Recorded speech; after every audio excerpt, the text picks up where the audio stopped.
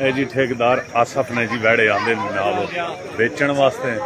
इस आखा जी नाल शुगल मेला जनाब लाने हैं जी संगियां दोस्तों की इकट्ठियां करना थे। ठेकेदार है कि बुलाया नजर यार है जी ठेकेदार आसफ जी इस आंदे जी दो बैठे जनाब व्यापारी बंदा है और भी इसने काफ़ी सारे पिछले जेह्ड़े बैठे होंगे सारे इस को जनाब सही आंदे जनाब भाई साहब उन्होंने बैठे आंदे जनाब बेचने वास्ते जी। मेहरबानी जी पिछा पिछा निकला पिछा